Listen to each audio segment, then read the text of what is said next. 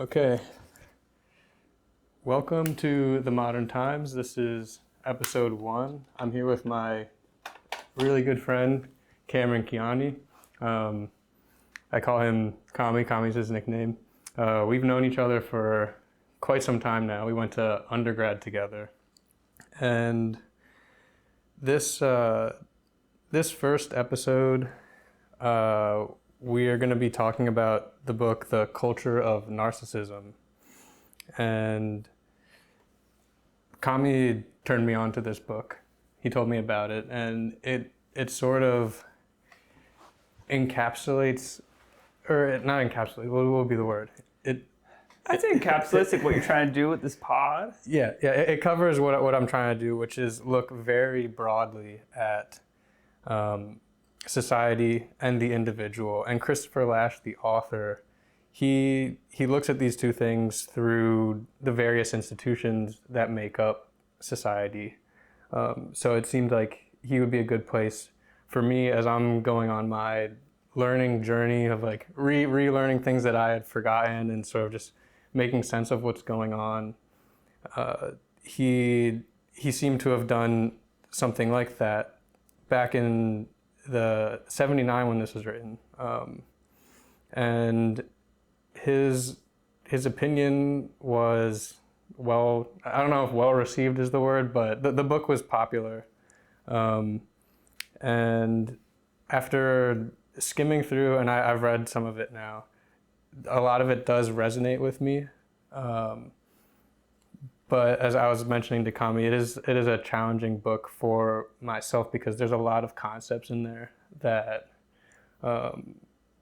there's concepts built on other concepts, and so it can be easy for someone who's uninitiated into some of these bigger ideas to get lost. And so this episode, and hopefully an ongoing series with Kami, will be sort of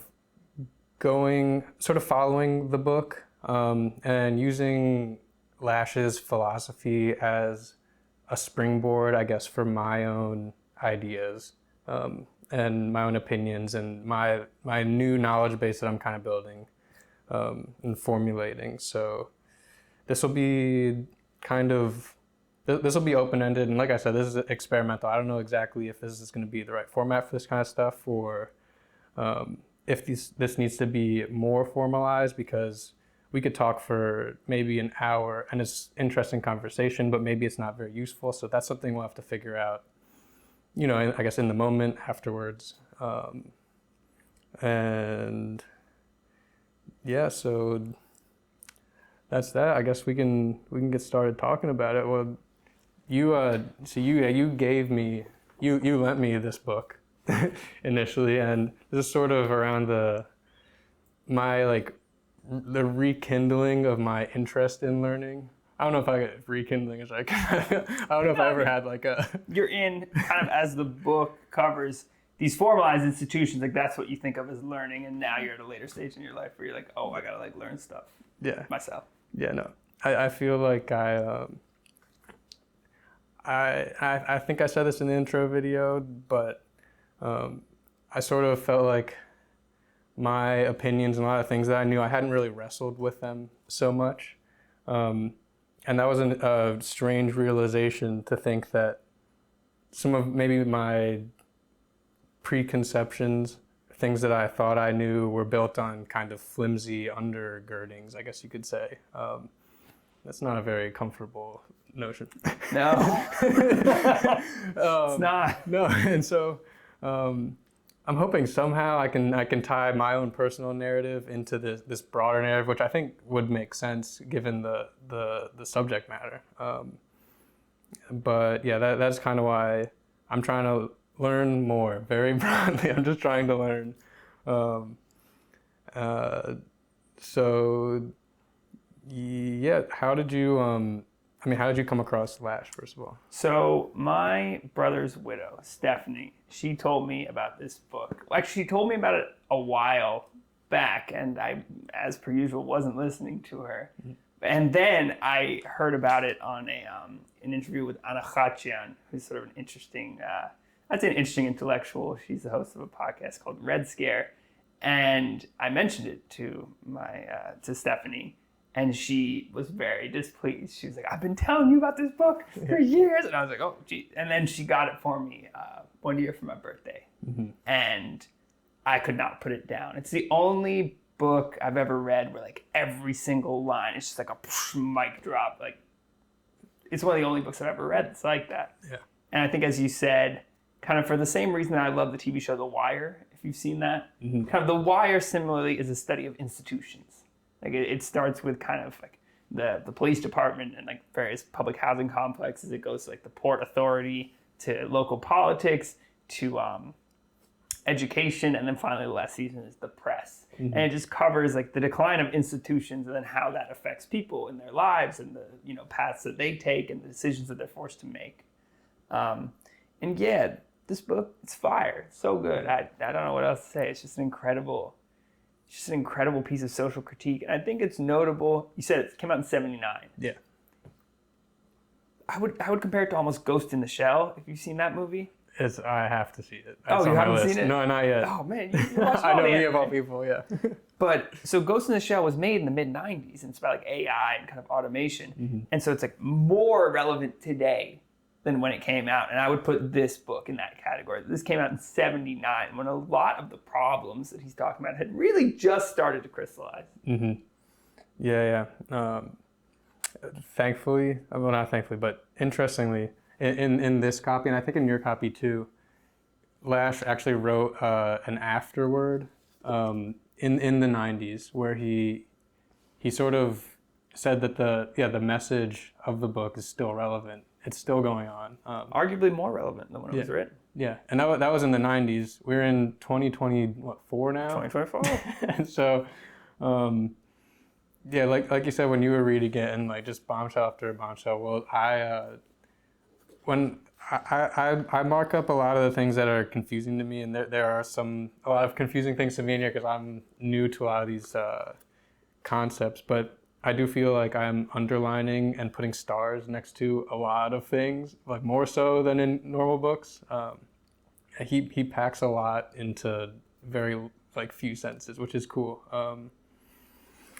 So I guess yeah, in terms of like being this episode being kind of like open-ended, I don't have a ton prepared. Even that intro video was like kind of scripted, and I'm not super happy. I mean, I would like for things to be like obviously like really, really well done, so the information is easy. We're doing it live. Yeah, we're doing it live. So yeah, I've taken notes. I guess. Oh, there was something.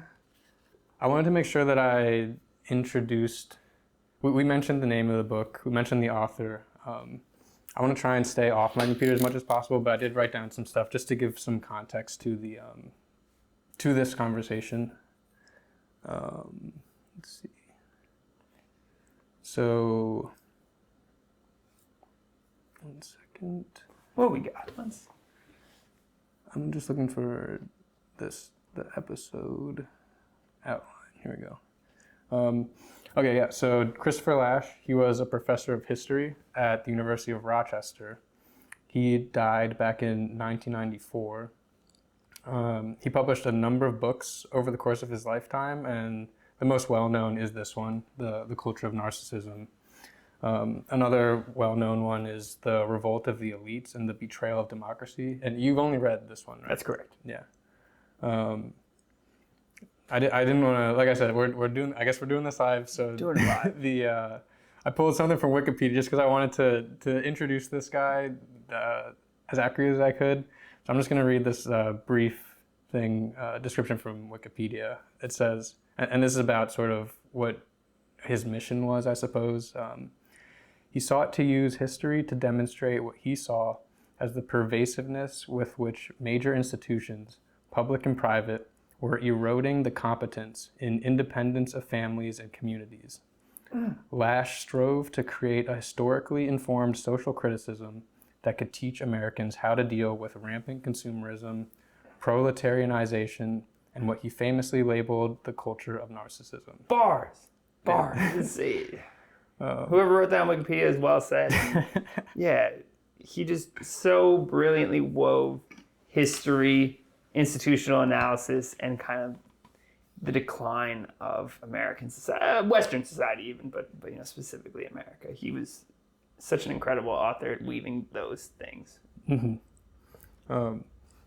And yeah, so that brings us to that was sort of his like the overall description of what he attempted to do. And with this book specifically, he was looking to analyze the psychological repercussions of the decline of the importance of family in society. Now I said that Wikipedia, little Wikipedia entry. I said what I just said. I wrote that down. Those are my own words, those last ones. But even still, like, my concept of the family over course of time, I don't really have one, to be honest. Like, I said, like, I'm interested in history now because I'm starting to realize, like, we are historical, like, creatures. We're part of this whole thing. 100%. And so it's just interesting to me. I didn't really have a notion of, I have my own family, but to think about how family has changed across time, that's a new thing to me. Let me break it down for you more, Vito. Please. So, for good or for ill, the last, let's say, 500, but more specifically for the purposes of this book, 200 years of like Western, and so I'm including that Western Europe, the United States, like South America, various other places that are influenced by that culture. But let's just say Western history has been the story of like emancipation from religious institutions. That like everything in society used to be deeply inflected by kind of that central authority. That yes, there were philosophical thinkers like Thomas Aquinas or other interesting people, but generally speaking, people weren't asking like, who am I? Like, what's my purpose? It's like, no, like you're born, you're endowed with an immortal soul from Jesus Christ, I wasn't raised Catholic, you are, but something along those lines, and that your life path is very clear. That sort of you have a duty to church and to God, and you have a familial role, and you don't step out on that. And again, it's easy for us to say now that, oh, that's kind of an oppressive and patriarchal society, especially for like, if you were like, like a sexual minority or anything like that. Yeah, it could be a pretty, gruesome, time to live in. And that the last few centuries of history has been society kind of ripping away from that and replacing it with a new set of sort of guiding ideals. I think what Lasch brings up, well, it's like, well, really, what are those ideals? And if I could very quickly summarize the book, it's that for whatever the, oppressive nature of these religious and like patriarchal family institutions were, they were kind of the only bulwark that we had against like unfettered capitalism and consumerism. And that now, if all we are is kind of like atomized individuals in the marketplace, and then, when you think about stuff like globalization or like automation and AI, it's like, well, then what are you? Like, who are you? What are you worth? And the answer is like, you're nothing, you're no one, and you're not worth anything. And that psychological condition is somewhat disturbing, and people act out in different ways, whether it's sort of diving into consumerism or hedonism, like drugs and, alcohol, or kind of looking for their identity through like partisan politics or whatever it is, that lack of, the family or like, the father of us all, like, God, that without that, people find something else to fill that gap. And more often than not, the thing that they find is, not great. Mm-hmm. So that's like the past 200 or so years, like the evolution of maybe de-evolution or devaluing of this, the familial institution, would you say? Yeah. And I would say that, Lasch wasn't the only one to write about this, but there used to be like what's called the third place, or I know you studied sociology. Have you heard of Bowling Alone? No. So Bowling Alone was, I want to say it's from the 90s. It was a book about kind of that bowling clubs and like groups of people were declining, and that as a metaphor for kind of the atomization of society, that these sort of what's called the third place. There used to be a mitigating place between state and individual. There used to be a series of mitigating institutions like churches, like sort of very labor unions, a big one. There used to be these institutions that were not the government, but that were not just you out on your own, John Morabito trying to fight his way in the world, which just, as we all learn, like, isn't possible. That you as an individual have so little power to affect any of these things of the world around you.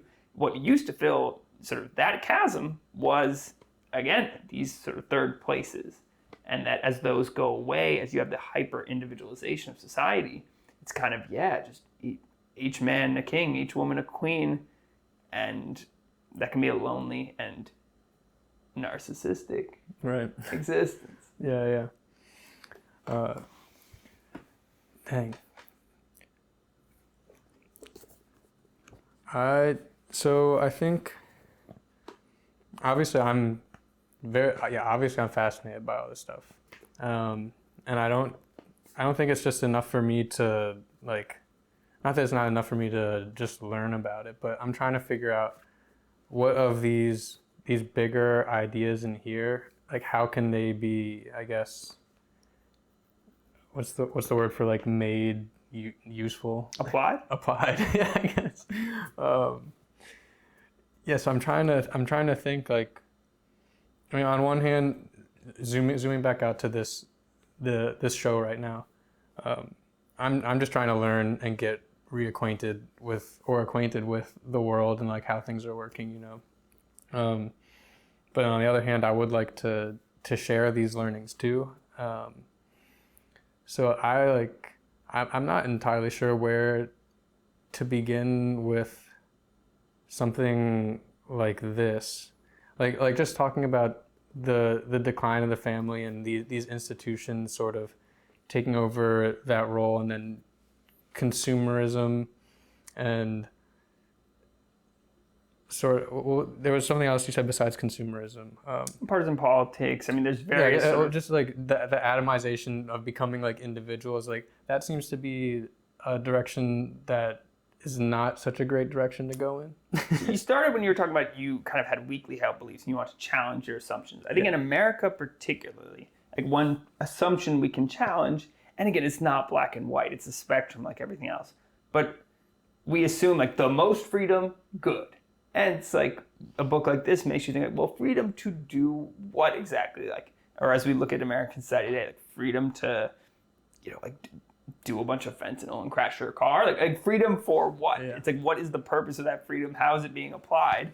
And the reality, again, for good or ill, I'm trying not to make a moral judgment on this.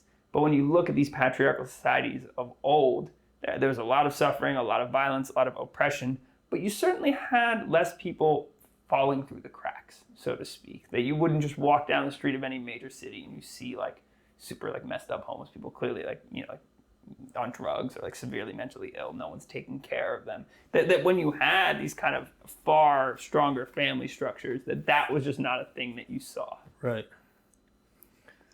And so we, since this book came out, we've gone, it almost seems like with the advent of mass media and people getting into little tiny, what are the little bubbles called, where you're just like echo chambers. And like just the antisocial behavior has sort of arisen from the rise of this technology seems to be. I'm gonna one up you if that's all right. Go for it. Yeah. It's not just the advent of the mass media. That certainly, I mean, like the greatest vector of narcissism is like them computer phones we got. Yeah. But I would argue not only has like the technology aided this, but all the economic problems that he's talking about, where sort of the average person is being disconnected from like the production of like value and sort of being able to have kind of any economic bulwark for themselves. Mm-hmm. That has gotten way worse since the 80s, 90s, 2000s, and today. Yeah. That sort of what he was just seeing the beginnings of kind of the deregulation and privatization of everything in the country, where kind of we basically opened up the field for private equity and private companies to run wild. And again, we've done that under the guise of, hey, freedom, the free market. And like that's all fine and good, but we have to understand the number of people that get left behind by that. That like, I don't have a hedge fund. Yeah. Do you have a hedge fund? Not Yeah. So it's good for like the GDP, but when you think about the fact that like not that long ago, a single man used to be able to support a family on one income, buy a home.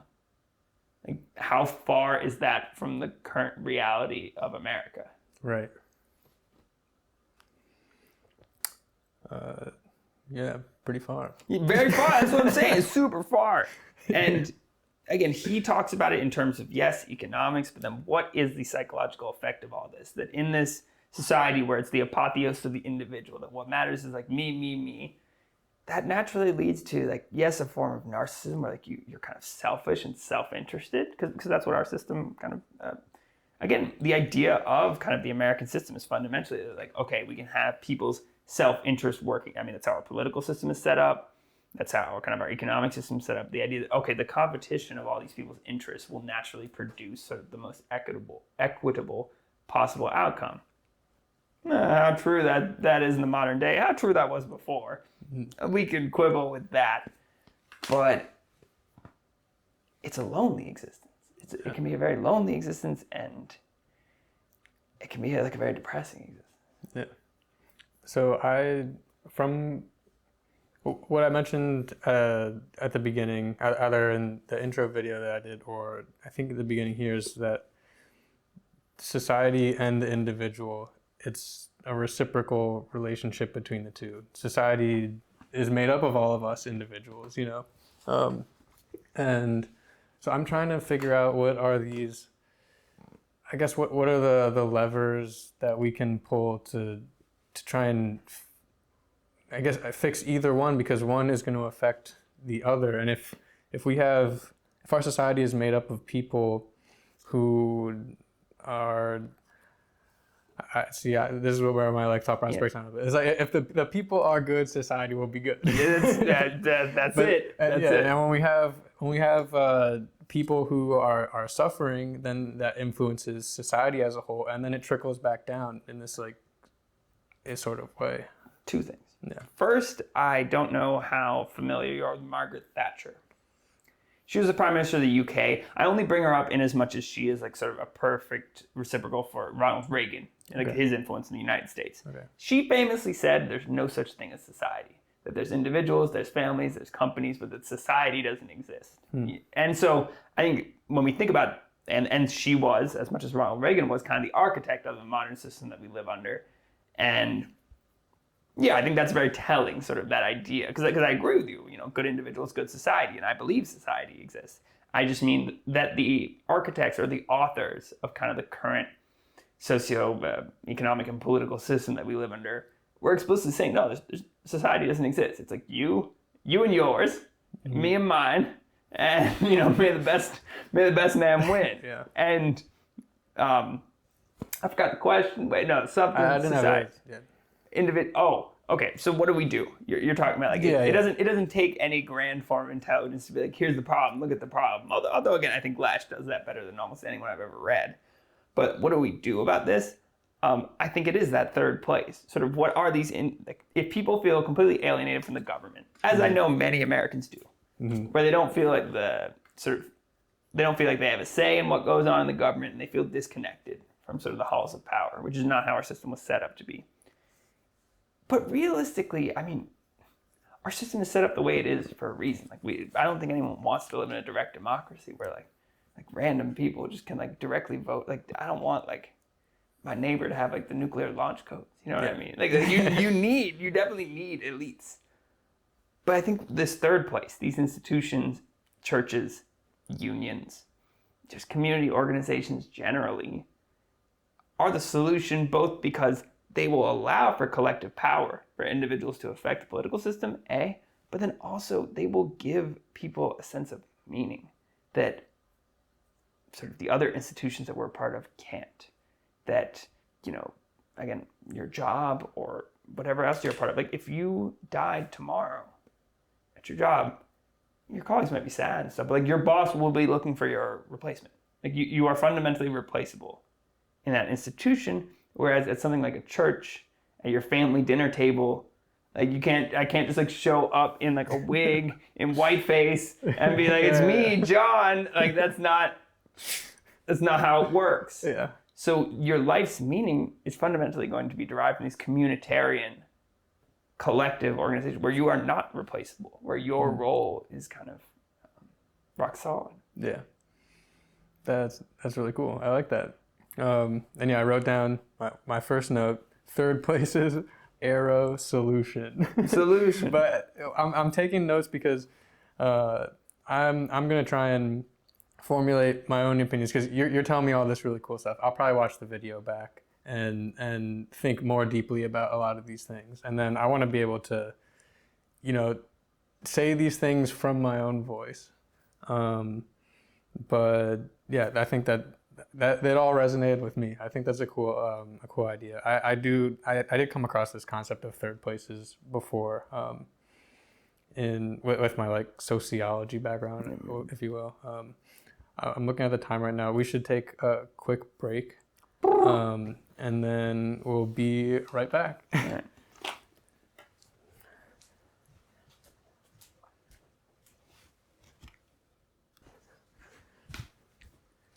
Okay, so apparently the video wasn't recording for the classic mix-up. Yeah, for the first part, and that's annoying, but it should be working now. Let me just triple check. I see the red dot here and red dot there. Okay. All right, we're back in the game. But yeah, we still got the audio from the first half, so that's okay. So now you can see us. Hello. And yeah, I wanted to make sure that we didn't have anything specific to video, and that like the content could be transmitted on audio only. So it was good that I remembered that. So yeah, I'm John. This is Kami. Here's our video forms. That was a good first half of the discussion. I think I would like to take a look at some of my notes and read a little bit from the book, just so you guys, the people, can get a sense of this guy's writing, because it's cool. No, he's such a good writer. It's crazy. Let's see where to begin. I read the preface, and then I read the first section of the first chapter, and like I said, it's very dense for me. He's a great writer. Everyone at home, you got to read this. Yeah, so I'm pulling up my notes because I tried to outline it a little bit for myself, for when I would come back, and try and make sense. Overtaken by emotion. This is such a good book. So he starts out the book talking about how American confidence has fallen. This is back in, like I said, 1979.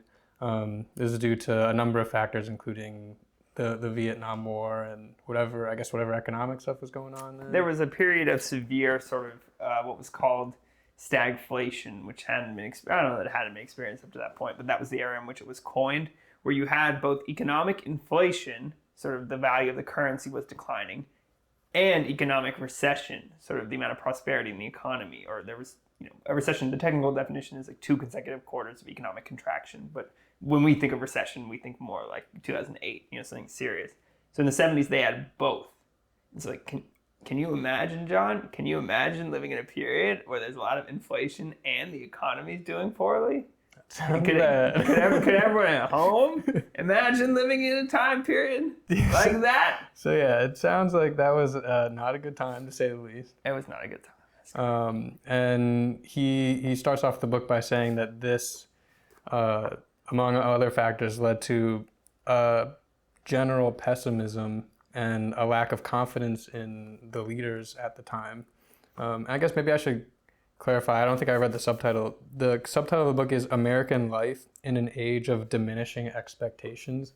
So he is writing specifically about American life, but of course he does draw examples from other historical periods and places. So I guess context of our conversations, a lot of this stuff is about American events. And I think that subtitle is extremely important because I feel like America, sort of the compact of this country, has kind of always been based on this idea, like, yes, there's going to be problems, you're going to suffer, but that you're going to be able to deliver a better life for yourself and the next generation. And so if we have sort of an age of diminishing expectations, the through line of that is like, okay, what does that say about the health of the American experiment that has kind of always been predicated on that assumption? Yeah. And that, like, those diminishing expectations is something that he talks about pretty early on in regards to, he says when people, and this, I guess this is the first section, it's called, well, the first chapter is the awareness movement and the social invasion of the self. But then the first section is called the waning sense of historical time. And part of, I'll go through some of my other notes about this chapter, but on that topic, part of what he says is people who don't really have, they don't know what's in store in the future, and they're sort of worried about it, and they don't have these expectations of good things ahead. They sort of retreat inwards, and they'll be planning like survival strategies, building bomb shelters and stuff. It's like, oh, doom and gloom is coming, and so not even just building bomb shelters. That's like the sort of prepper articulation that is maybe like the most extreme. Yeah. But it's more so living kind of hedonistic and selfish lives, because like, like who living cares? only in the moment. Because who cares? Like, what do you need to plan for the future for? What do you need to care about your community for? It's all coming tumbling down if that is sort of the mindset that you have, that there's nothing in your future that could ever improve. Of course, you inhabit sort of a sense of nihilism as a result of that. Mm-hmm. Yeah, so he says, I'm reading from my notes here, that this feeling was sort of also across the globe. It wasn't just strictly in America. But he does call out capitalism in America as being part of the problem, and he calls out a couple of different disciplines for not being able to deal with this problem. Yeah, so I will say, so you started by telling us that, which is true, that this book was sort of well received, or at least popular.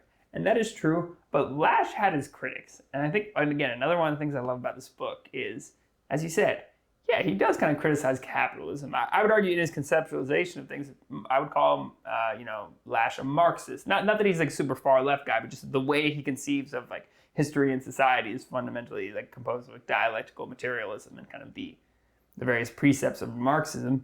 But interestingly, so there were people on the right who read this book and said like, oh, this guy's some lefty communist.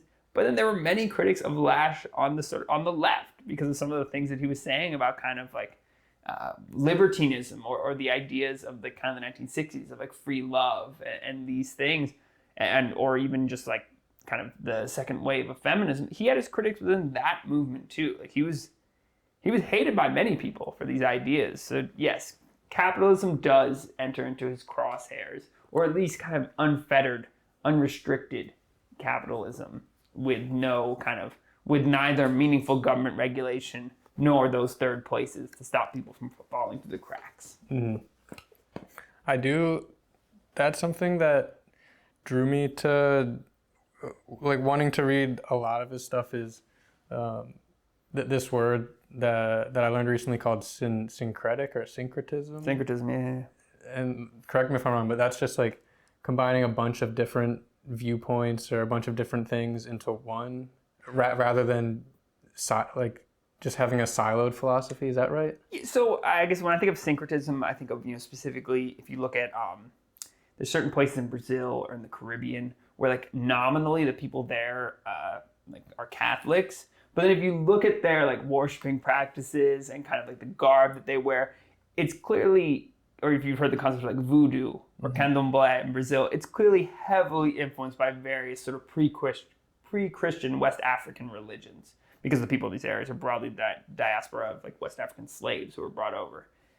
That's, when I think of syncretism, I think of that kind of something that is a blend, a seamless blend of various traditions or concepts. Mm-hmm. That then kind of yields a new set of traditions. That it's neither one nor the other. It's not truly Catholicism, and it's not truly kind of the animistic, pre-Abrahamic African religions. It's some kind of syncretic blend of the two. Yeah. And so that's, I liked that when I picked up on that. And I mean, it was through blurbs in the books where people were saying, like, people on the left don't like this thing, people on the right don't like this thing. And so it got me thinking, like, he must be doing his own thing. He's doing his own thing. He in his own lane. So, I obviously I got a ton of his books, and they're on my queue to read. And I was slightly worried, like, oh, if I just only read this guy, I'm gonna get sucked into some philosophy or some ideology. But at least on the surface so far, it's learning about this syncretism idea and sort of like seeing how he comes up with his opinions. It's helping me continue to be open-minded and think, like, we can take ideas from these different philosophies and these different ways of thinking, combine them, make something interesting and new potentially. Yeah, I think, again, I know you studied sociology, and so you're familiar with kind of like Emil Durkheim, Max Weber, and Karl Marx. And I think what you can say about all of these thinkers is obviously they had their biases, they had their sort of ideology of the way that they think things run or should run, especially in the case of Marx. But really what they're giving you is just a framework to understand things. I mean, again, Lasch had his opinions on right and wrong, good and bad, positive for society, negative for society. But that really, with this book, he's just giving you kind of a new framework to understand different kind of phenomena in society that at one point you might have looked at and be like, does that seem strange? But now you might look at it and be like, oh, like this institution is producing a type of person that exhibits these behaviors. And that's due to like fundamental flaws of this institution, how it's set up and how it's no longer serving kind of the modern reality. Because a lot of these institutions, again, predated kind of the post-industrial capitalism that we live under. I'll be honest, like I love all this stuff you're saying, but I'm definitely gonna have to go back and like re-listen. I'm saying no, that's not like a critique of like your, I guess, the delivery of information. It's a reminder that I have a lot to learn, and we all got yeah. So I mean, I'm looking forward to it, but I want to say like something smart after like you drop a bomb like that. You know? Just say like, just be like, it's about finding a balance. It's like kind of vague. Or no, it's like, well, you have to consider all the factors involved. And then you're like, no, it's true. Yeah, but because I don't know how to follow up something like that. Dog, I mean, no, we're following it up now. Yeah. I'm so smart, man. I got dropping bombs left and right. This is why I invited Kami, honestly. Because truthfully, I do look up to you for your knowledge and your wisdom. I just hit the mic really hard. Yeah, I mean, Morbito, what I'll say is, man, I've known you for like 12 years now. And you'll have something that I will never have, or at least don't have anymore, which is like a genuine sort of inquisitive nature when you come at things, like truly without judgment, without preconceived notions, just with a desire to learn. Like that has been the case for as long as I've known you. Kind of your interest. Again, the first thing I saw you get big into was kind of the cameras, but then again, various interests that I think like, yeah, man, you're a sponge and you're a G, and I'm happy to be here. Dude, thank you, Kyle. Let's see where we're at on time. Doing good. Got 15. We got 15. Yeah. That's until the next break. Yes. We're doing it live. Yeah, so I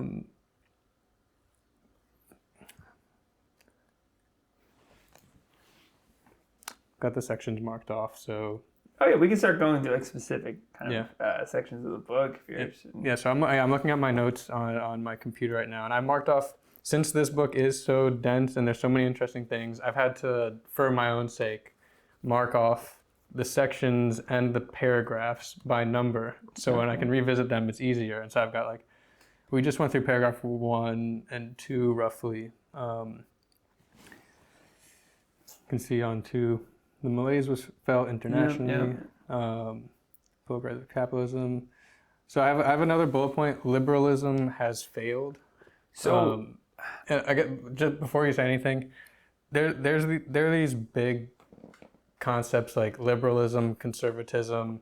You got the political parties. You got all of these big things, and to me, as like I mentioned before, I'm like coming back into this world after spending a long time away from it. My double major was in sociology and public policy, but I did not use that knowledge, the academic knowledge. I'm sure it was internalized somehow, but the academic knowledge didn't manifest over the past however many years. And so when I come back now and revisit these concepts, they're just like foreign to me.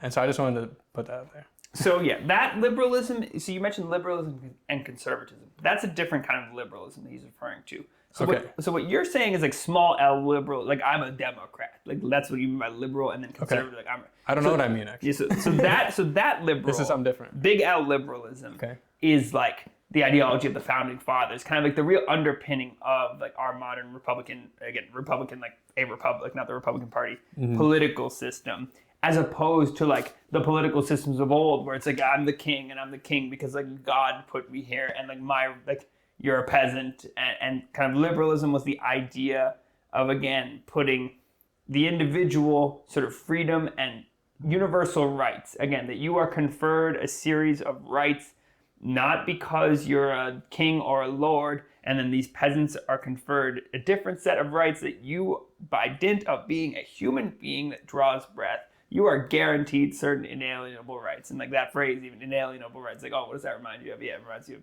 sort of the American Constitution, Declaration of Independence.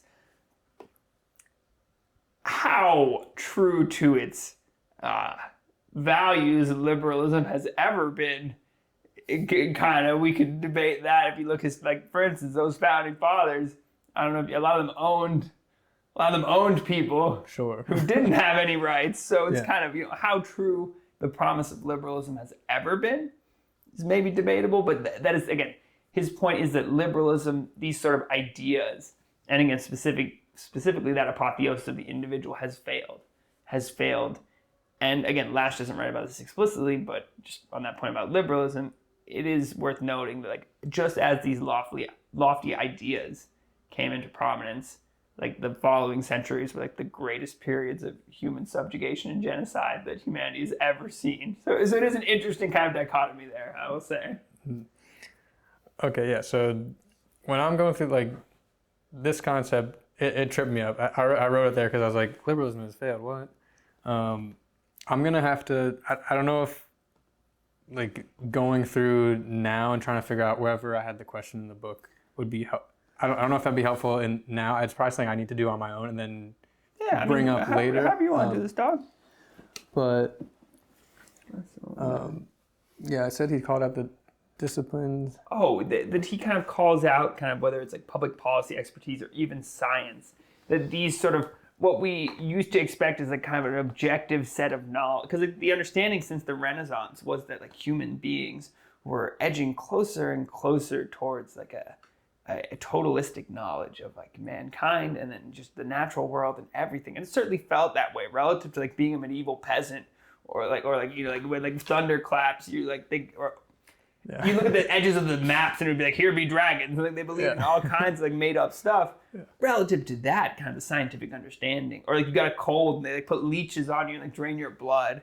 Relative to that, scientific understanding had been expanding, and he was arguing at that point in the 20th century that we were bumping up against kind of the outer limits of that clearly we had no greater understanding, that disciplines like economics, for instance, like classical economics could not explain to you a lot of what's going on in the world today. It really does not suffice to kind of explain where we're at. And what his point was that even this idea of expertise is kind of falling short in the modern paradigm. Mm-hmm. That like it seems like no one knows anything. Yeah. I think there was something about him. He was talking about how since it's so difficult for things to be explained, that was kind of, let me see if I can remember. I think it was something like, what's going on is just like so hard to explain at times through all these different lenses that, what was the conclusion of this argument? It's the idea that we're alienated, kind of like 1,000 years ago. You're peasant John. Yeah. You but I don't know enough about farming, whatever. You're milling the Move fields. the hay. You move the hay. The horse eats the hay. You take the horse to the river. Like that, you kind of very much understood the mechanics of the things that determined your life. Whereas now you got a computer, we got these lights, cameras. Like, do you know how any of this stuff works? I don't. That you're kind of alienated genuinely from the world that you live in, and that gap now between kind of any person's understanding and like the material world that they live in is so large. Mm-hmm. And that, but then again, that goes to kind of your point, like the undergirding of this whole podcast is like you coming to terms with like how little you understand even about the political system or like the kind of history of the system that you live under. That's a great example too, where back in the day, it's like, oh, like I'm peasant commie, and then I got the king, and that like you just understand that. Yeah. Whereas to try to get your arms around, like, wait, what is this? Wait, they passed that law? Who passes the laws? Wait, what? They overturned? Like, it's so complicated. How can the average person even be expected to understand it? Right. That's how I feel. Like, and that's why I said like it is kind of overwhelming, but the sense that I was getting is like if I don't try and understand this stuff, I'll just be living in, I can't even call it blissful ignorance anymore, because now I do know that I don't know stuff. It's not even blissful. It's not even blissful. That's it. I would just be ignorant, living in ignorance. So to me, that doesn't seem like the right way to go about things. Personally, let's see. And like with these notes, I kind of wish beforehand that I had sort of highlighted what the important things to cover were and like what questions I had. Maybe for next time I'll have it be a little more organized so this can be more productive. But let me just scan through and see. I guess I can just read a little bit. So that's kind of what I was getting to. Like, so the line is the humanities. Oh, sorry.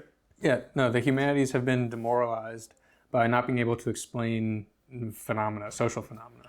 Yeah, and that's what you kind of got at.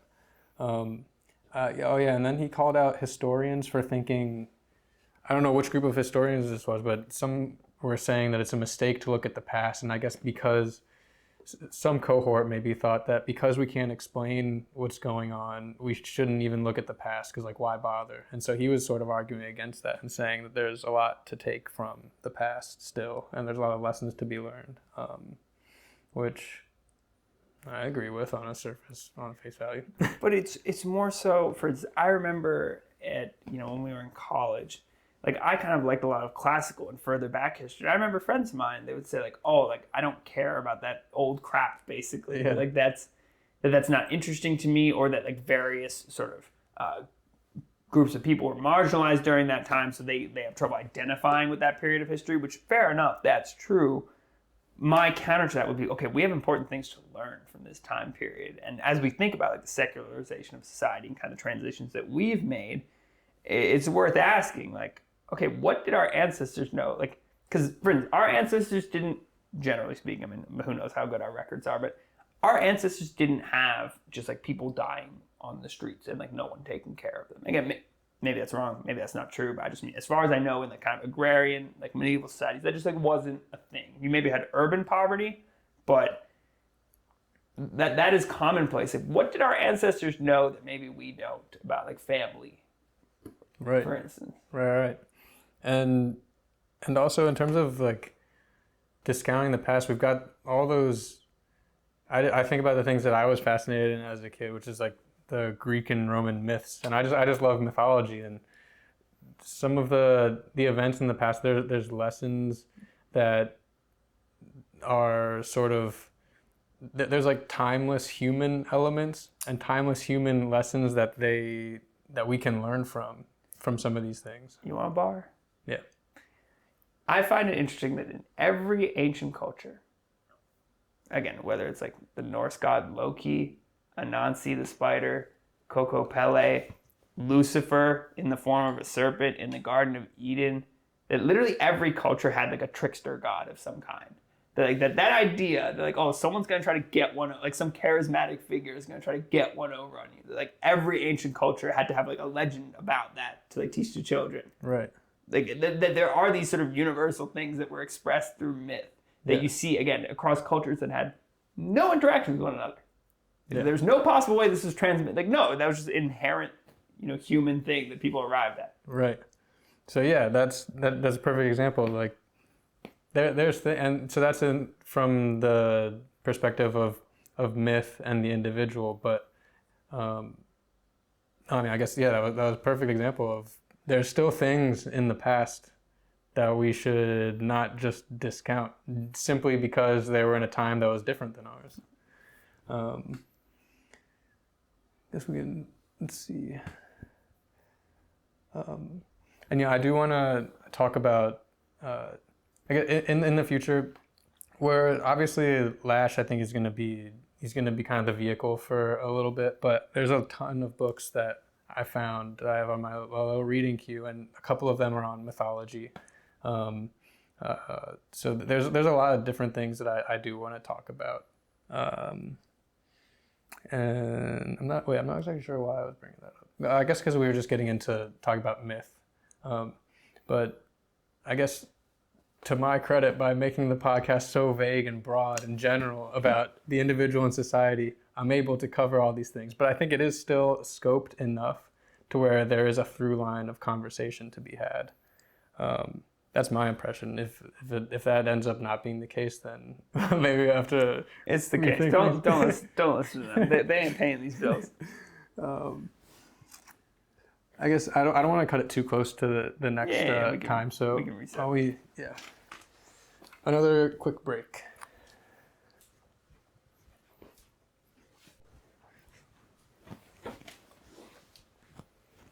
All right. Oh, this doesn't need to be here.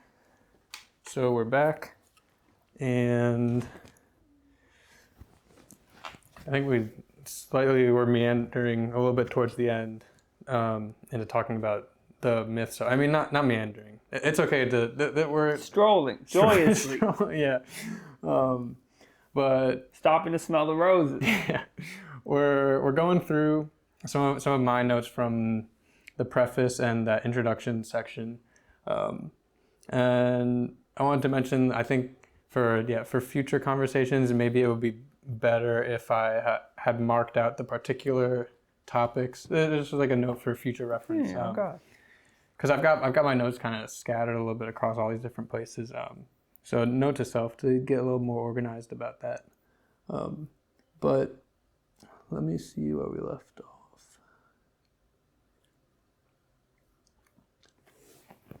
The preface was a little, it was broad and introducing the whole thing, and it was a little difficult for me to follow at times. So I'm wondering, maybe we could come back to it after talking about the Well, yeah, I just think the preface of the book, if we're talking about like the first couple pages, yeah, I think it's just like if I had to dumb it down to like as simple as it can be, the notion that everything is made up, that there's no one who has the answers to these questions, and that we're all kind of out on our own and the future looks deeply uncertain is kind of pervasive. And I think that was pervasive in 1979 when Lasch wrote this, and I think certainly if you talk to a lot of people now, they feel that way, where they don't know sort of who above them is an authoritative source of information. They don't know who in power has the answers and has their interests at heart. And when they think about themselves and their own future, they're kind of like, where's this ship heading? Doesn't seem like anywhere good. Yeah. Okay. Yeah, that was a good summary. Thank you. The first section, the waning of the sense of historical time, was something that was easier for me to grasp. It was pretty specifically scoped. And just that title alone, you can get a sense for, waning is kind of a diminishing or a lessening. And so what he's saying is that people are losing, they're losing track of kind of where they came from, where they're going, where they are in respect to both of those two things. And I think I really like the quote that he actually starts the chapter off with. Oh, it's kind of long. I wonder, I might as well read it. It goes, "The Meravaudian being, according to," how do you pronounce that? Poulet? Poulet. Sacre bleu. Yeah, according to that guy, a pastless future. Let me recite. The Merovodian being is a pastless, futureless man, born anew at every instant. The instants are points which organize themselves into a line, but what is important is the instant, not the line. The Merovodian being has in a sense no history. Nothing follows what has gone before. He is constantly surprised. He cannot predict his own reaction to events. He is constantly being overtaken by events. A condition of breathlessness and dazzlement surrounds him. And that's a quote from Donald Barthelme. And I mean, it does kind of capture what he's arguing in this first section. I read through this, and we can go through some of my notes, but I remember at the end I was like, I was thinking to myself, we've lost this kind of continuity in a general sense, and then what are the consequences of that? And so, since I only read to the end of the section, I'm assuming he talks about it in the rest of the book. That's, yes, it's the same assumption. yeah. But we might as well go through some of the some of the notes about this section.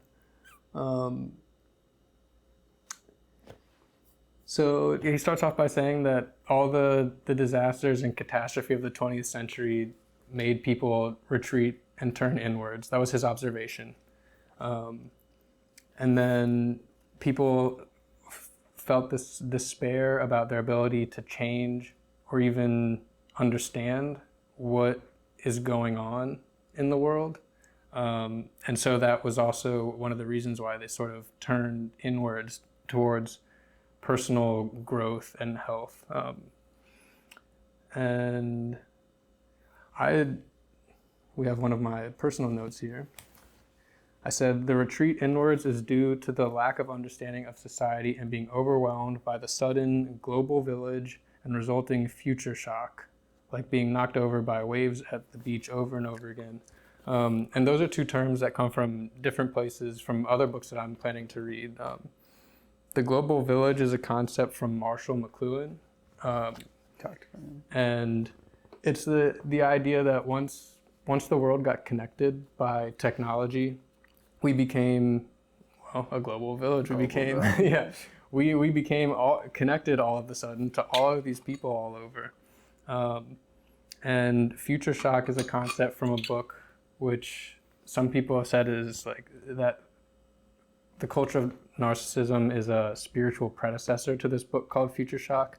And the concept in that book is that when you're in a society where change is so constant and rapid, like technological change is so quick that it's hard to latch on to any one thing because it just changes right away. And that book, Future Shock, I think was written in the 60s. And so what I wrote here is that people, they're kind of overwhelmed. They were overwhelmed at this time because suddenly they can see the news of everything that's going on in the world. They can see what politicians are doing. So they're exposed now to what these processes are. But it's, I guess, like in my personal life right now, it's overwhelming to see all of this stuff and not understand how it works. And then to also have this constant change makes it hard to,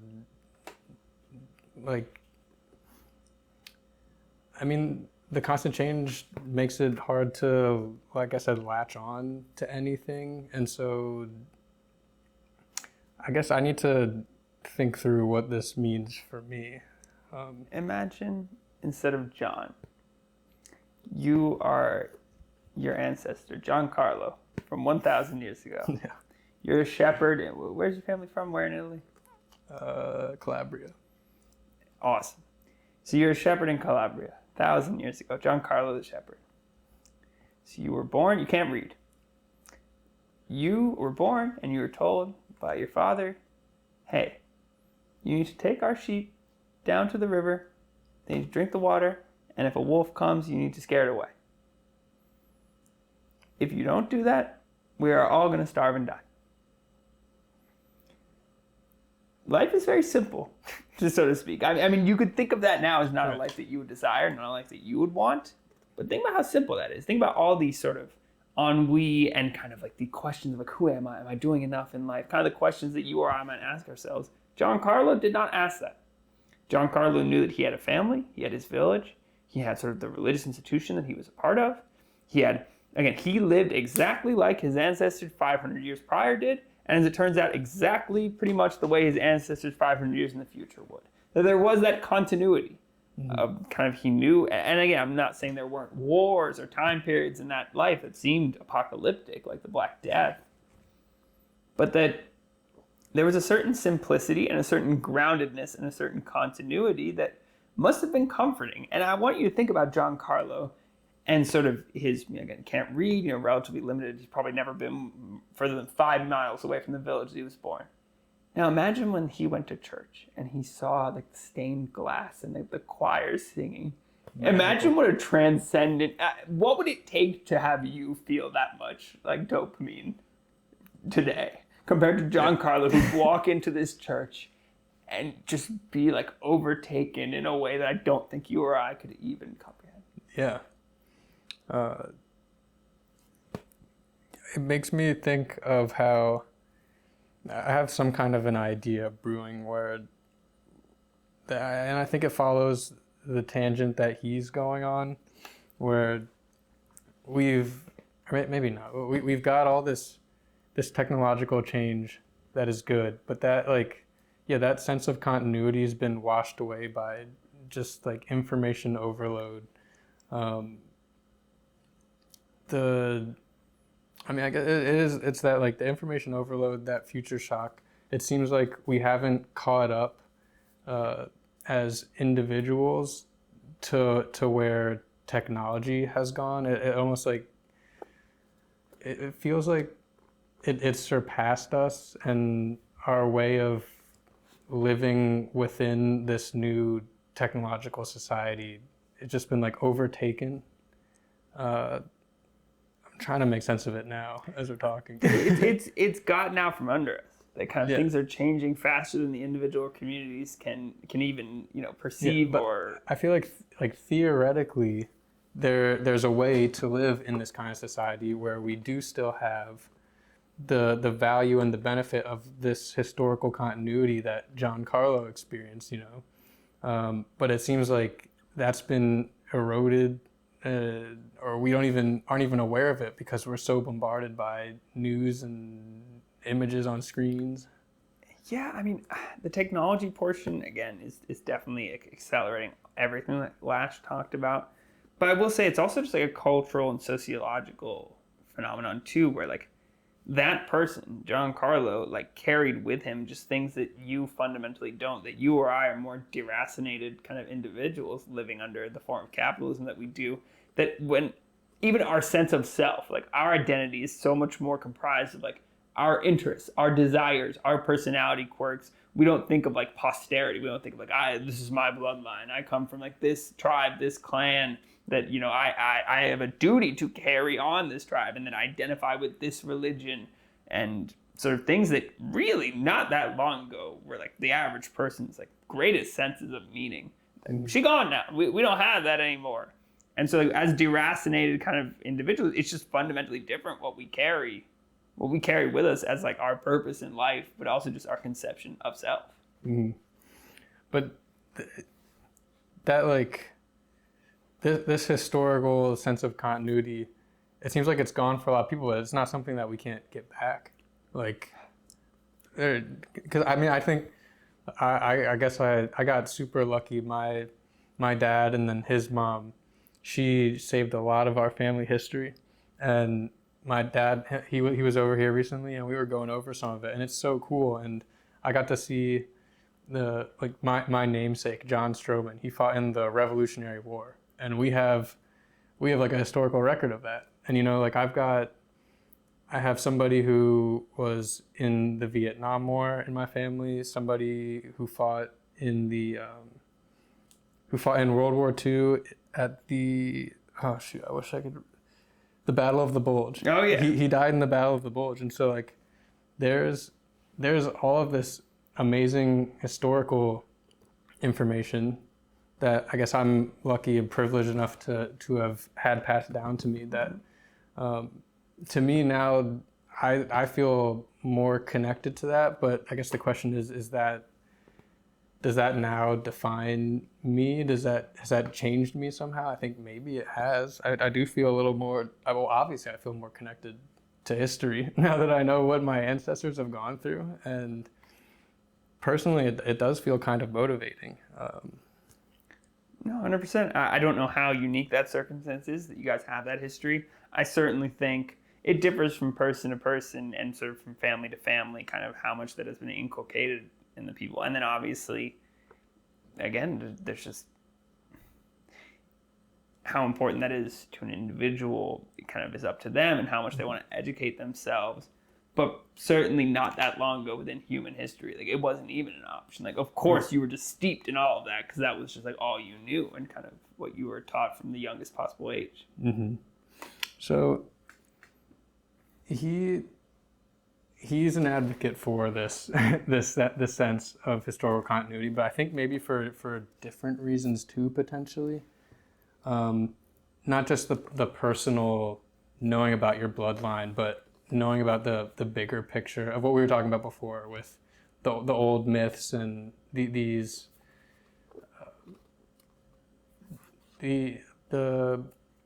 you were talking about the symbol that's occurred in multiple Trickster God. Yeah, like that kind of thing. There's sort of I'm losing track of like what the word is for like an omnipresent themes. Yeah, universal themes. I think it seems like that's something that he's also arguing that we should not lose. I guess my tone sort of phrased that as a question, but it's not really a question. But no, but I think that's part of his fear and part of anyone's fear is kind of, and again, we can all look back to my point about liberalism earlier. We can look back and see like, okay, how true to any of these values have we ever been? But there is certainly a certain, let's say, moral hazard in if we don't have things that tie us together as a culture, as a country. If we don't have things like everyone believes, then genuinely, what are we? What is this? What ties us together? If it's just like buying stuff, it's like, is that enough to keep us together if times get bad? Yeah. You know, I can't imagine. You know, buying stuff. That doesn't seem like strong enough connection. There should be some culture, some set of values. Hey, we have the same iPhone. Same iPhone. That's what I'm saying. It's like it's not enough. It doesn't sustain. And again, I'm not advocating that we go back to a society where you did that, we're gonna stone you to death in the middle of the. I'm not saying that was a desirable or cool time to live in. I'm not saying the subjugation of half of humanity. The entire female population. I'm not saying them being subject. I'm not saying that was a good thing. I'm not looking at the past wistfully, being like, oh, this is awesome. No. But sustaining a community. Yeah, buying stuff is not, you have to replace those patriarchal systems with something else. It can't just be consumerism. Yeah. I totally agree. I just love the buying stuff thing. It perfectly sums it up. Yeah. The consumerism, that idea of just buying stuff. And then the diminishing expectations too, that if the consumerism is the only thing, and then you can't even have that anymore, you can't even buy your stuff, or at least not as nice stuff as before, then we're really in a bad situation. Yeah, you don't have any other things to fall back on. There's nothing left. Yeah. Yikes. Yeah,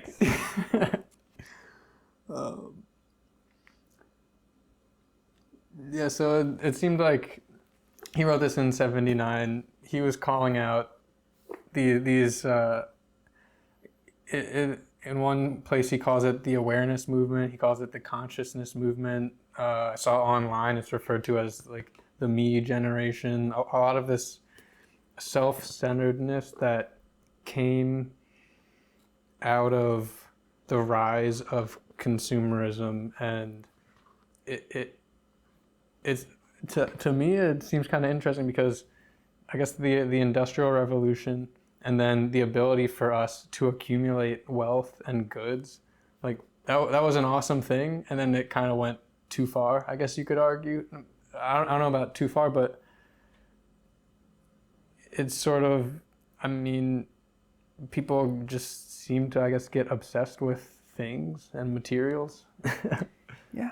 And I think, I mean, if nothing else, Lasch is kind of like the world's greatest critic. He was the first person to say, like, okay, boomer, basically. He was just ripping apart the boomer generation and kind of the things that they thought of as politically, iconoclastic, like the hippie movement and all of that. Yeah. He was just ripping them apart and be like, you're just a selfish, like, narcissistic parasite. You're not actually sort of contributing to the expansion of human consciousness and well-being. Mm-hmm. That you're just like, I like to feel good, I want to feel good now, and me.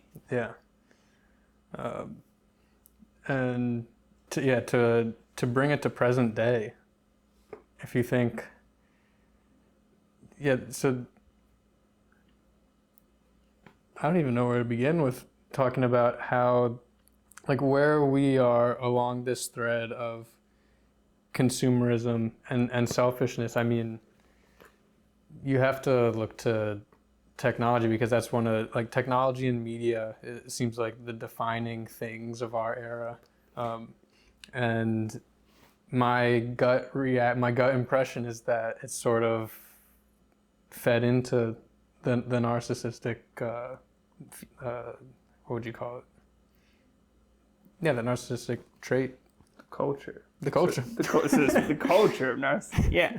No, it's been so exacerbated, like that hyper individualization and kind of being self, and to the point that kind of being selfish it's almost celebrated. It's like, I'm forgetting the word, not manifest, but whatever. One of the other buzzwords that people use, treat yourself. Where it's like, this idea of like self-indulgence, even at the cost of other people. It's like, that's great, that's good, that's empowering. Mm-hmm. And even sort of consumerism, given these like political lenses, we're like, oh, like you're buying stuff to like get back at the man. It's like, what? Like, it's, the culture of narcissism is on display again in 2024 as much as it's ever been. And kind of I would have hoped maybe with certain political developments in 2020 that we would make a turn towards kind of the more like communitarian institutions, but I think it's fair to say that hasn't happened. And kind of the feeling to me that like everyone's out on their own, you got to look out for you and yours, is as pervasive as it's ever been within my lifetime, I would say. And so you mentioned before the third places concept. Do you have any other sense of, since we are still, it seems like we're still trending in this direction of this culture of narcissism, and if anything, it may have gotten worse or exacerbated. Would you mentioned third places? You mentioned communitarian institutions. I think. Yep. Could you elaborate on that? These are like as antidotes to this bigger malaise, to use the fancy word.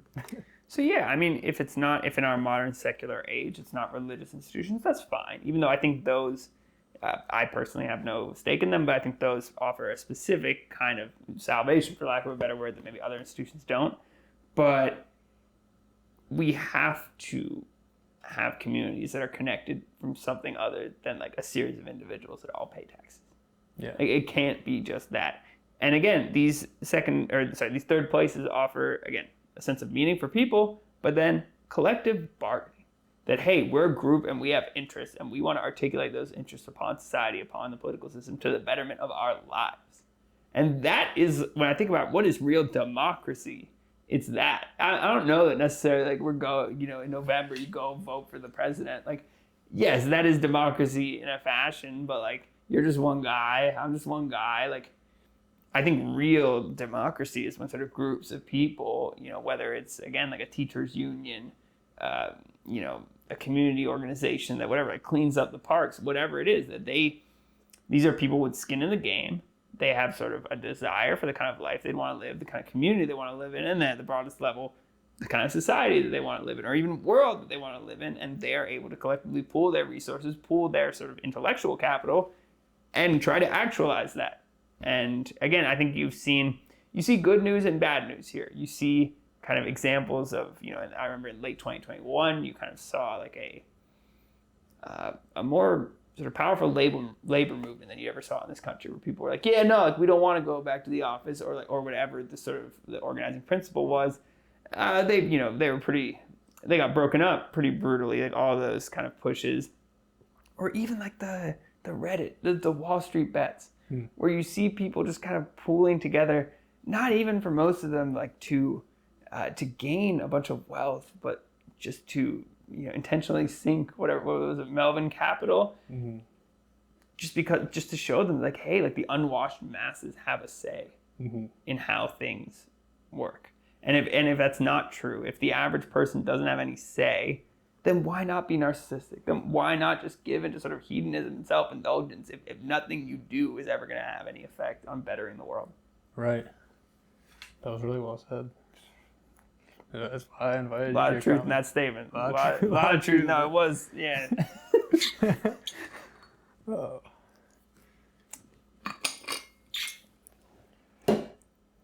Again, I don't know how to follow up. You just leave me speechless. I feel like I was sort of before. I guess I put a period on that statement because that was too good to follow up for me. But I was thinking a little bit earlier in our conversation, like, have I been asking Kami a lot of questions? Because it sort of has been feeling like you'll say something and then I'll riff off it a little bit. And I don't know if I need to be asking more questions or less questions, or if this is okay. So this is, I guess, just I'm articulating this out loud as a mental note to myself. Maybe when I'm watching back to see,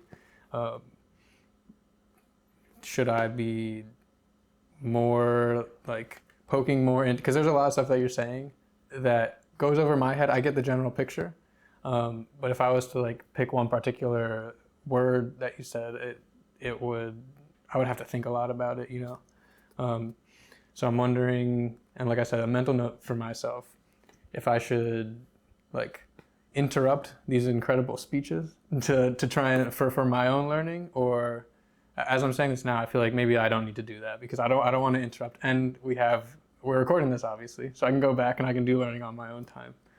So I guess I answered my own question right there. There you go. There you go. I think that was a good place to pause because we're getting close to the time.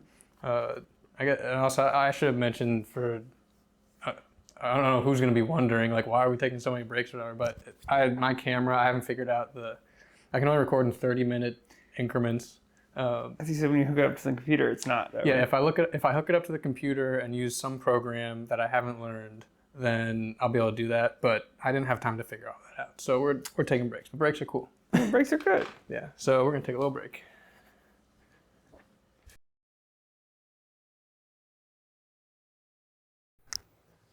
Cool, we're good. I don't remember the last thing we talked about, but that's okay. I just remember you said something really that I liked, and I was like, wow, that's so good. But what I was thinking while we were taking the break is I wanted to read a couple snippets from the book, and we can talk about them just to give a sense of this guy's writing style and the things that he says.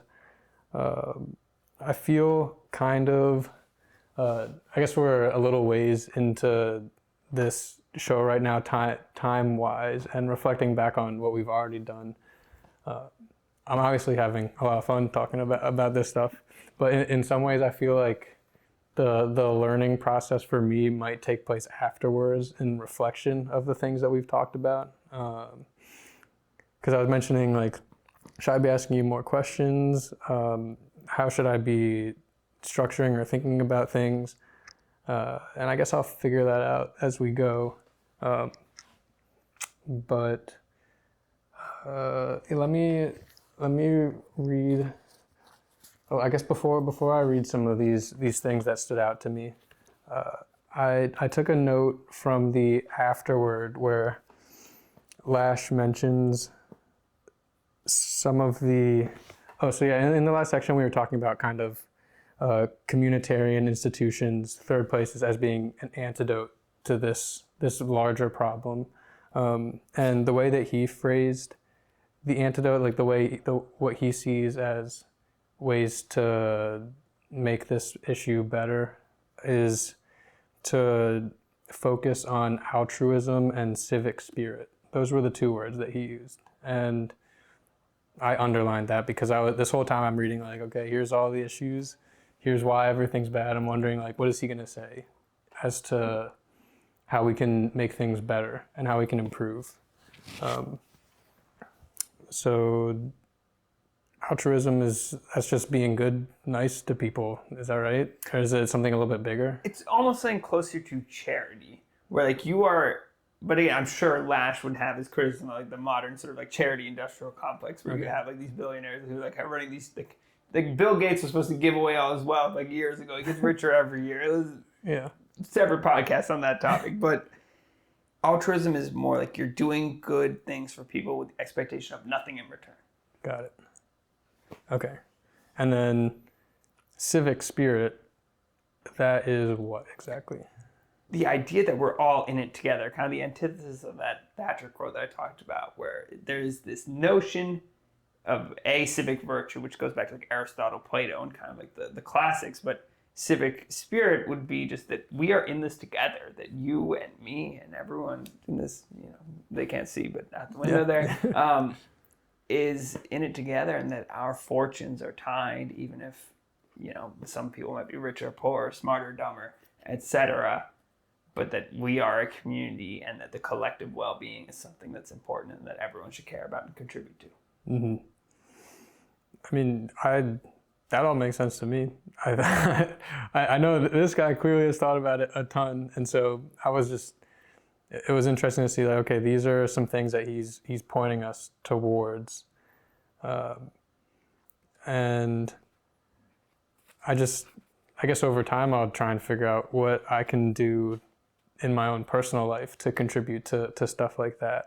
But I'm just happy to have some kind of, even if it's a vague notion of something to be aiming towards, and even while talking to people, if they're wondering, like, oh, things are so bad, in the most general sense of things, like how can we even have a sense of where to begin?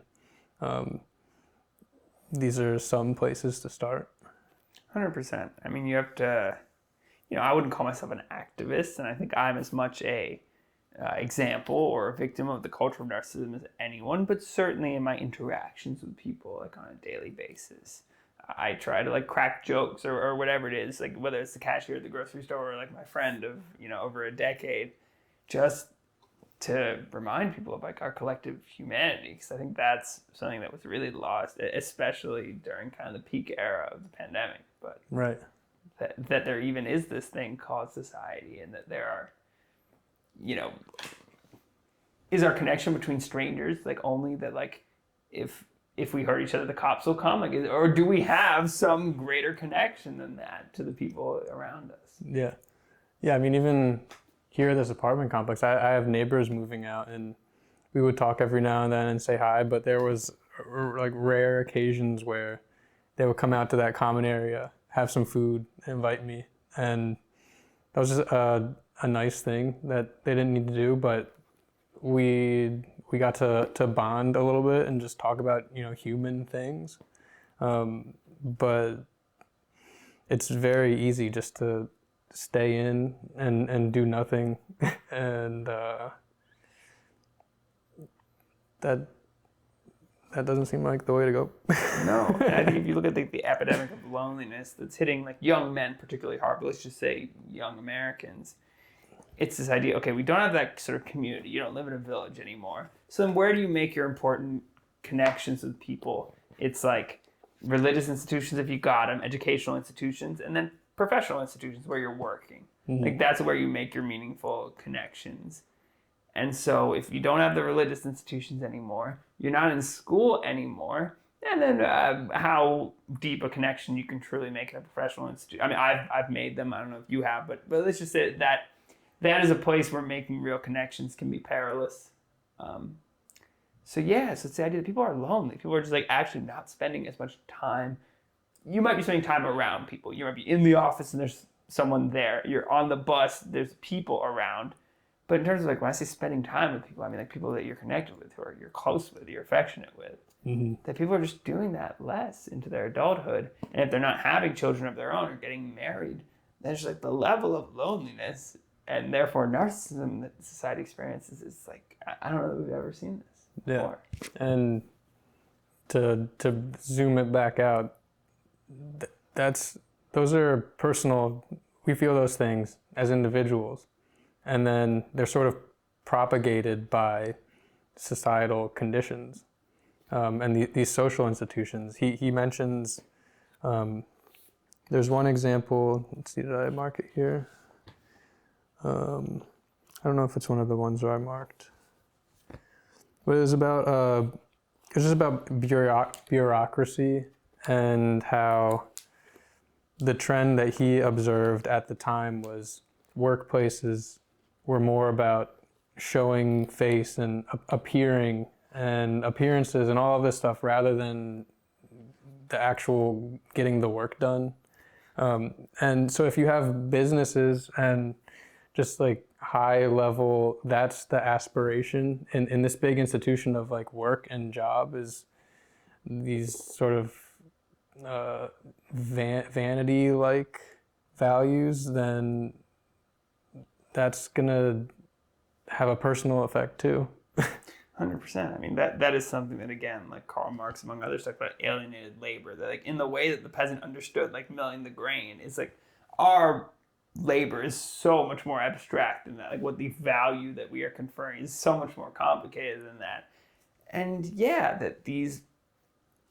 that while nominally you could say, like, oh, well, the workplace could be one of those third places, you know, between like government and individual. And in some way, it's really not. It's not the place, for various psychological reasons, it's not necessarily the place where a person can gain their meaning and sort of connection with their fellow man from. Yeah. And yeah, to me, that's like one of the more concrete examples of the relationship between these two, because I just think about the companies that if you're required to go in, that could be taking time from you spending with your family, and whether I don't know how much I want to get into it, but to me that's just one example where it seems to be clearly taking away from our individual ability to engage in other meaningful activities, and it's from a top level institution. Yeah, I think there's a reason. Have you ever heard the phrase, like, the output of a system is its purpose? No. You've heard the phrase, like, it's a feature, not a bug. I've heard that, yeah. Okay, well then, yeah, the idea is, like, what the outcomes that a system produces is the purpose of that system. So when you think about something like, oh, people are, like, kind of in these states of precarity and, like, never really feeling stable and, like, not making enough money to support themselves, and it's like, if that is the output of the system, like, that is the purpose of it. That someone somewhere, like, I don't want to get in too deep, but like, that someone somewhere is benefiting from that state of precarity and loneliness that people exist in, because they will either be a more compliant sort of worker drone, or because they'll buy more crap to, like, fill the gaping hole inside of them, or whatever it is. That the system has been set up consciously, and that someone somewhere is benefiting from the status quo, even if it is an increasingly small sort of group. Yeah.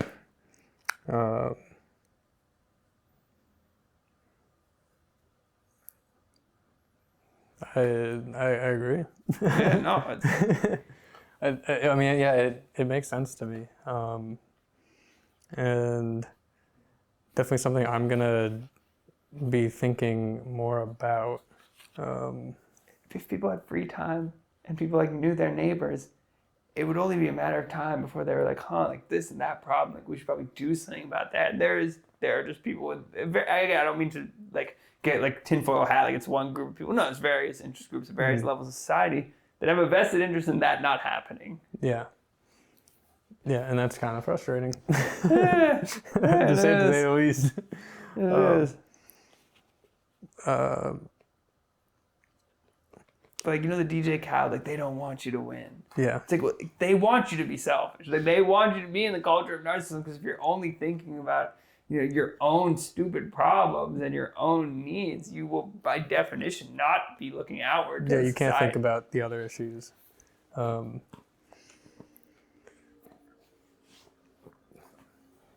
Yeah, I don't know exactly what to do with that, like, information. At least while I'm sitting here, like I'm gonna be like I said, going through some of this stuff and thinking about it again. Like, it's just frustrating to think about a system like that. I'm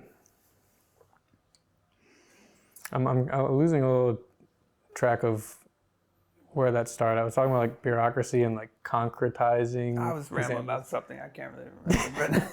But oh shoot! I forgot to set the the how much timer. time we Yeah, have we're left. like probably like 10 minutes in. I don't know. Let me double check real quick, and then I can mark it. It's 13 minutes on here, so I'll set this to 15 more. All right.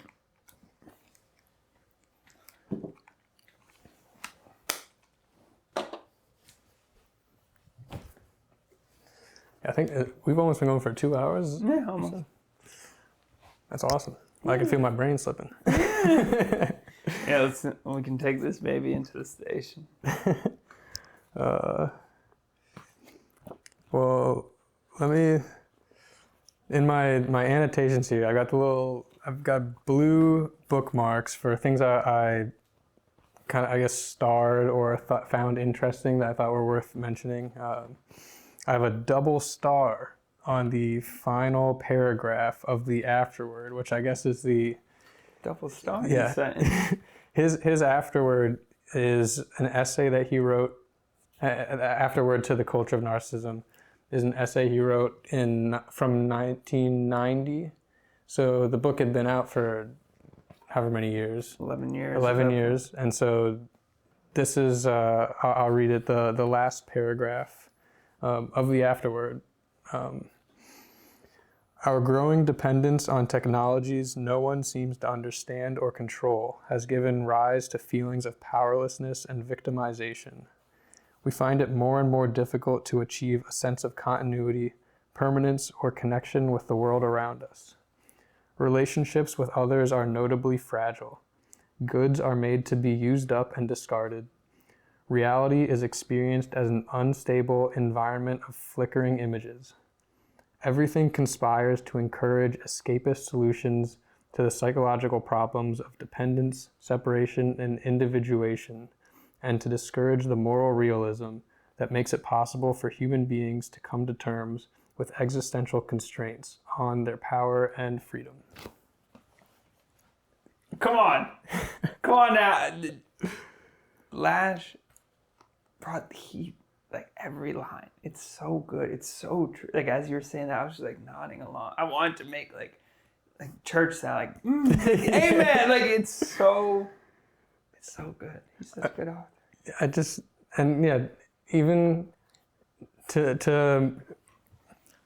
I don't want to call myself like a new learner or whatever, like, but as someone who's like trying to get back into things and like relearn, like sort of get reorganized, on the surface, like this resonates with me, and I'm just super happy that he wrote this and that we had somebody who was taking a look at the bigger picture. 100%. I mean, I think he's certainly my favorite social critic that's ever written. I mean, I think I'm not gonna say he's contributed more than like anyone who's ever existed, but certainly I enjoy his writings more just because he has that sort of such a lot of these guys, a lot of these like philosophers or social critics, they kind of write in a way that is like they're trying to articulate to you like, oh, I'm so smart and I use these big words. And while Lasch, I get what your point when you're saying like it's inaccessible from like this is complicated, but he writes in a simple way that really, I just mean his style is very accessible. He doesn't feel the need to condescend to people. Yeah, well, I sorry to cut you off, but like in the intro video, I brought up as part of my own learning journey. This book right here. I'm reading how to read a book, so I'm learning how to read, and then I've got the follow up is how to speak and how to listen. Nice. It'll teach me how to talk to people, how to listen to them. Classic Mortimer. It's Mortimer Adler. Mortimer Adler, and the other book that is over there behind the camera is Plain Style by Christopher Lasch. Did I show you that one? Not yet. Oh, let me grab it. But this, so this is going to be the foundation of me, me learning, and so this rounds up the foundation because he talks about his style of writing, because I agree with you. It is very accessible, even though the concepts can be difficult. Did not know he wrote this. Yeah, there are some. It's just very well written, and so somebody like me, even with however much understanding I have of these things, can still appreciate a lot of the things that he talks about, because it is written in such an accessible way. That book is super cool. And I think like a great example of kind of not the culture of narcissism, but just like actual narcissism, is thinking that you need to like make things overcomplicated so that your like intelligence is artistic. Like, oh wow, he's smart. I don't even understand what he's saying. It's like, no, you're just like a bad communicator.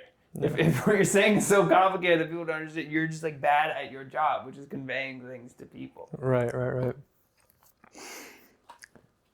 And yeah, we don't want that. We are trying to make things easier to understand. Right. You want things to be accessible. And I mean, to Lasch's point about technology, though, obviously there are things like, again, as technology gets more advanced, it's less and less practical that everyone can comprehend and understand things. You know what I mean? Yeah, I guess to an extent, but I mean, yeah, people don't need to know how a microchip works, but when it comes to like language and ideas and stuff like that, I think that should be accessible, because these are big ideas that he's talking about, and he's trying to, and I think he succeeds very well at making them accessible to me at least, and maybe to other people too. And that's important because these things can be really, really, really complicated. But if we can at least try to get a sense of what's going on, then we'll have some kind of chance to fix the problems. Yeah. No, 100%. I think certainly, I think that the people rightly criticize some social critics for they're just pointing out the problem.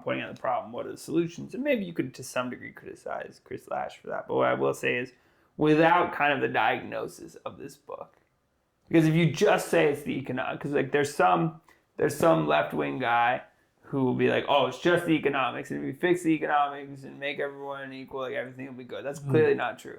And there's some like more social conservative who will be like, oh, it's just the lack of like religion and religious values, and if you bring that back, everything will be hunky-dory. And it's like, clearly neither of those things are true, and both of the societies that these people would bring about are deeply dystopian societies, arguably worse than the one we have now. Right. But Lasch, I think, gives the problem isn't one or the other. It's just a combination of kind of decadence and extreme economic inequality and greed that have decadence and hyper-individualization, and then extreme, greed and economic inequality that have then produced just kind of this culture that no one is happy with, and that no one is happy living in. Yeah, and it's such a big thing to think about that it makes it difficult to attack it, and that's why it's easy to say like, oh, it's this one institution or it's this other institution, when in reality it's probably a combination of multiple factors, and maybe even a lot of things that we don't know or understand. So big challenge, but it doesn't mean we can't at least try to. It's a big challenge. Yeah, no, it's a real doozy. Yeah. But we gotta try. I think so, and I think it's in everyone's interest to do it. Don't we all want to be living in a society where it doesn't seem like you're out on your own. And again, maybe to a very small group of people, they like the idea of like the rugged individualism. You're all out on your own. But I think for most people, they'd like the thought that, you know, that there's something more than just them and the stuff they buy. And especially, again, as I started with, if all you are is kind of your quote unquote market value, and then you have a globalized economy and you have AI and automation, well, that value is dropping precipitously.